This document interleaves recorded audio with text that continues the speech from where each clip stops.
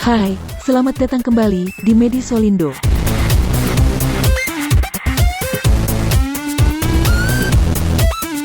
Dimulai dari rasa tidak nyaman, lalu perlahan berubah menjadi sensasi penuh dan mendesak. Ini tak mungkin kamu abaikan, karena cuma itu yang terpikirkan.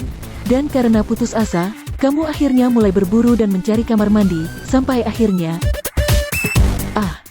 lega. Normalnya, manusia harus buang air kecil setidaknya 4-6 kali dalam sehari. Tapi terkadang, tekanan hidup di era modern saat ini seringkali memaksa kita untuk lebih sering menahannya. Banyak alasan kenapa hal itu dilakukan. Mungkin saat masih di dalam kendaraan, saat meeting dengan klien bisnis, saat konser musik berlangsung, dan lain-lain. Jadi, seberapa buruk sebenarnya kebiasaan menahan pipis ini, dan berapa lama tubuh kita bisa menahannya?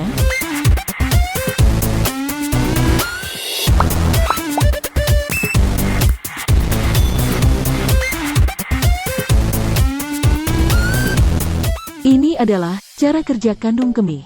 Sebuah kantong berbentuk lonjong yang terletak di dalam pelvis. Di sekeliling struktur itu, terdapat beberapa organ lainnya. Inilah yang menyusun seluruh sistem di dalam saluran kemih. Ada 2 ginjal, 2 ureter, dan 1 uretra. Cairan yang terus-menerus turun dari ginjal adalah cairan berwarna kuning yang bernama urin.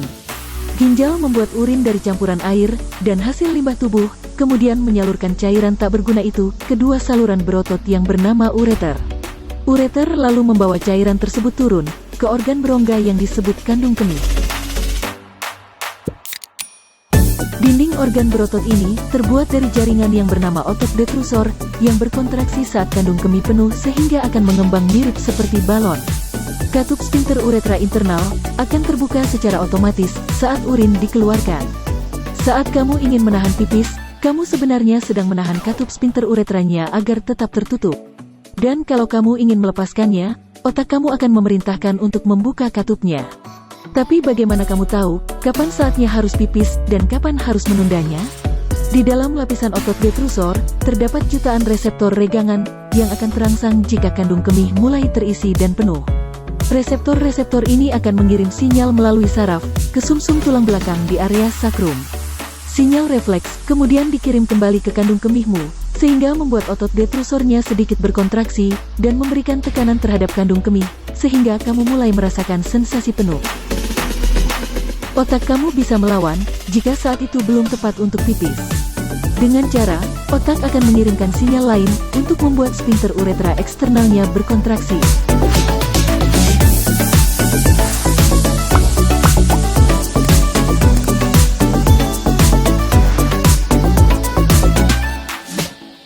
Dengan sekitar 150-200 ml urin di dalamnya, dinding kandung kemih telah cukup renggang sehingga kamu tahu telah ada urin di dalamnya.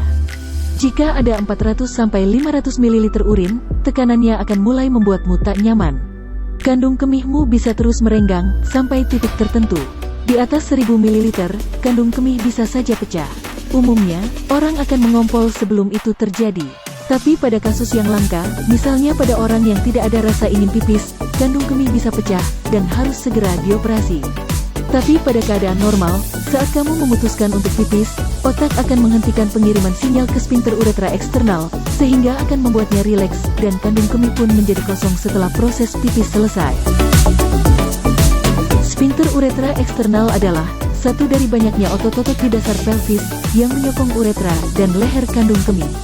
Untunglah kita punya otot dasar panggul, karena tekanan terhadap sistem itu oleh batuk, bersin, tertawa, atau melompat, sebenarnya dapat menyebabkan kebocoran kandung kemih. Dan otot-otot dasar panggul itu dapat menutup rapat area itu sampai kamu siap melepaskannya. Tapi menahannya terlalu lama pun, atau mendesak urin agar keluar cepat, atau buang air tanpa tumpuan fisik yang memadai, bisa melemahkan kemampuan otot dasar panggul tersebut. Hal itu dapat membuat otot dasar panggul menjadi overaktif, timbul rasa nyeri pada kandung kemih, urgensi atau rasa ingin kencing terus, dan inkontinensia urin, atau kebiasaan mengompol. Jadi, demi kesehatan jangka panjang kamu, menahan pipis bukanlah kebiasaan baik. Tapi untuk jangka pendek, setidaknya, tubuh dan otak bisa membantumu untuk mengontrolnya, sehingga kamu bisa memilih waktu yang tepat, kapan untuk pipis, dan kapan harus menahannya. Semoga video ini bermanfaat. Dukung terus channel ini, agar terus bisa memperkaya persepsi dan wawasan kita bersama, dengan menekan tombol subscribe dan like-nya. Terima kasih telah menonton.